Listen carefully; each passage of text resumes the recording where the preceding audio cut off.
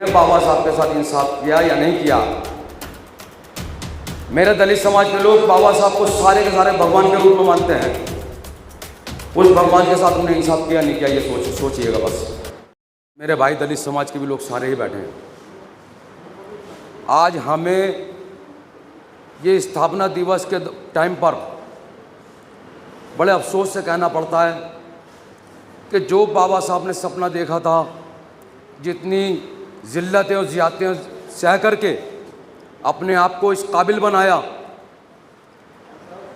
कि आज हिंदुस्तान के हर छोटा बड़ा नेता बाबा साहब के चरणों के नीचे जाता है। ये बाबा साहब का सपना था कि हमारे दलित समाज के लोग, बाबा साहब को सम्मान तो सब कुछ मिल चुका था, भाई भारत रत्न मिल गया, संविधान निर्माता का खिताब मिल गया, और क्या चाहिए था। लेकिन बाबा साहब ने अपने समाज के लिए सोचा। आज मैं पूछना चाहता हूं कि हमारे उस दलित समाज के लोगों ने बाबा साहब के साथ इंसाफ किया। मैं पूछना चाहता हूं आप लोगों से, अपने दिल पर हाथ रख के सोचिए। आज ये रिपब्लिकन पार्टी ऑफ इंडिया के मेरे भाई मनोज कुमार को ये गौतम जी बता रहे थे 38 ग्रुप हैं। मैं भी एक ग्रुप से निकल करके आया हूँ, रिपब्लिकन पार्टी ऑफ इंडिया एकता वाली, जो कि नाना साहब हिंदी से महाराष्ट्र थाने से चलाते हैं।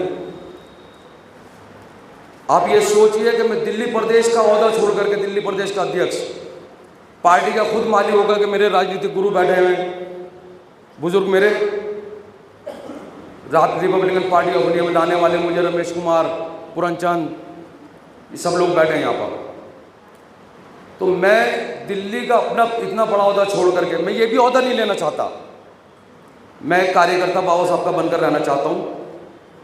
मेरा सपना यह है कि मेरे दलित भाई, आज हिंदुस्तान के अंदर 67% की आबादी हमारे दलित भाइयों की है, 25% मुस्लिम हैं। उसके बावजूद आज हम जो बाबा साहब ने सपना देखा था, रिपब्लिकन पार्टी ऑफ इंडिया बनाई थी, उस सपने को बाबा साहब लेकर के अपनी छाती पर चले गए। हिंदू धर्म के मान्यता के अनुसार जिस इंसान की ख्वाहिश पूरी नहीं होती उसकी आत्मा भटकती रहती है। मानते हैं आप ये लोग इस बात को? तो आप ये सोचिए कि आज तक बाबा साहब की आत्मा भटक रही है। किसकी वजह से? हम लोगों की वजह से। हम लोग बट गए। बहुजन समाज पार्टी बनी, उसमें भटक गए। कांग्रेस ने ओहदों का लालच दे दिया, कांग्रेस के साथ भाग लिए। नहीं, ये नहीं होना चाहिए था। चाहे हमें जीत मिले ना मिले, हमें रिपब्लिकन पार्टी ऑफ इंडिया के झंडे को ही ऊंचा रखना चाहिए था, हमारे दलित भाइयों को रखना चाहिए था।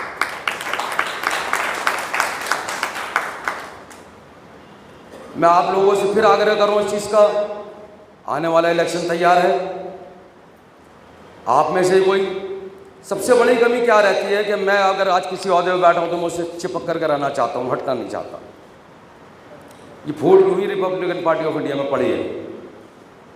अगर हम सीढ़ी दर सीढ़ी चढ़ते चले आते, हमने छत पर जाकर बैठ जाए, सरपरस्त बन के बैठ जाते, पीछे वालों को मौका देते, तो आज ये नौबत ना आती। मानते हैं प्रधान जी इस बात को? नहीं प्रधान जी, मैं आपसे मुखातिब हूँ, इस बात को मानते हैं आप कि हम अगर पीछे वालों को मौका देते तो आज रिपब्लिकन पार्टी का यह असर न होता, ये दिन देखने ना पड़ते। आप लोग यहाँ सुन करके चले जाइएगा, रात को अपने आराम से बिस्तर पर लेट करके सोचिए कि हमने बाबा साहब के साथ इंसाफ किया या नहीं किया। मेरे दलित समाज के लोग बाबा साहब को सारे के सारे भगवान के रूप में मानते हैं। उस भगवान के साथ उन्हें इंसाफ किया नहीं किया ये सोचिएगा बस।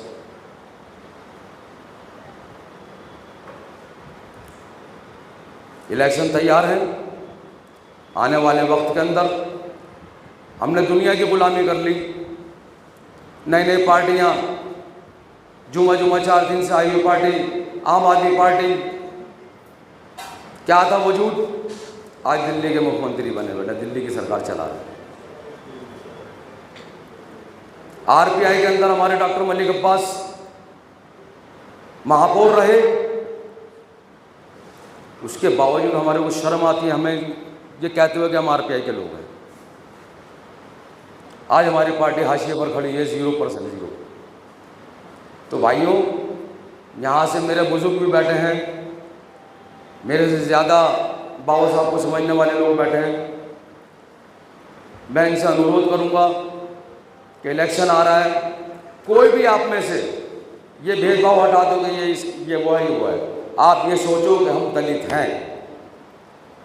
जब 67% लोगों को आज इन ऊंची कास्ट के लोगों ने पैर की जूती बना रखा है, जबकि इन लोगों को हमारे पैर की जूती होना चाहिए था 6% के लोगों को। सोचने का विचार है। 92% मुस्लिम और दलित समाज के लोग हिंदुस्तान के अंदर मौजूद हैं। अब 92% के लोग नीचे पैर की जूती बनने पड़े 6% के लोग, इसलिए कि उन्होंने फूल डालो राजनीति को अंग्रेजों वाला नीति अपना कर, चाहे कांग्रेस हो, भाजपा हो, कोई भी पार्टी हो। तो इस फूल को आप समझो, और सिर्फ अगर बाबा साहब के नाम को जिंदा रखना चाहते हो तो क़यामत तक, दुनिया के रहते तक बाबा साहब के परचम को ऊपर रखना चाहते हो, तो आप ये भूल जाओ कि हमारे बाप दादा ने कांग्रेस को वोट दिया, हमारे ने कुछ नहीं करा। सिर्फ ये सोचो कि वोट खराब कर दो, कोई बात नहीं, वोट डालने का अधिकार भी तो बाबा साहब ने दिलाया है। आज दलित समाज के लोग हमारे, अगर मैं ये नहीं कहता जिंदा और मुर्दा वो तो ऊपर वाले के हाथ में, लेकिन बाबा साहब के संविधान की बदौलत हमारे दलित भाई जिंदा है, वरना ये लोग कुचल कर मार देते। बाबा साहब ने ज़्यादतियाँ सबने देखी, अब कोई भी आप बच्चे बड़े सब जानते होंगे कि इतनी जिल्लतें सहने के बावजूद अपना को किस काबिल बनाया। और आज खुशी मुझे इस बात को कि हमारे दलित समाज के लोग भी अच्छे ओहदों पर हैं, IAS IPS हैं, लेकिन उसका कोई फ़ायदा नहीं। फ़ायदा जब ही होगा जब हम इस महापुरुष को आसमान की ऊंचाइयों पर पहुंचाएंगे, और आसमान की ऊंचाइयों पर पहुंचाने का इसी तरह से पीड़ा चलता है, इसी तरह से उठता है। आज यहाँ से ये सोच करके उठे कि अगर हम अपना वोट डालेंगे या अपने बच्चों से डलवाएंगे तो सिर्फ बाबा साहब के नाम पर डलवाएंगे, RPI के नाम पर डलवाएंगे। उम्मीदवार हमारी कोशिश ये रहेगी कि दिल्ली के 70 विधानसभा के ऊपर हमारा उम्मीदवार हो।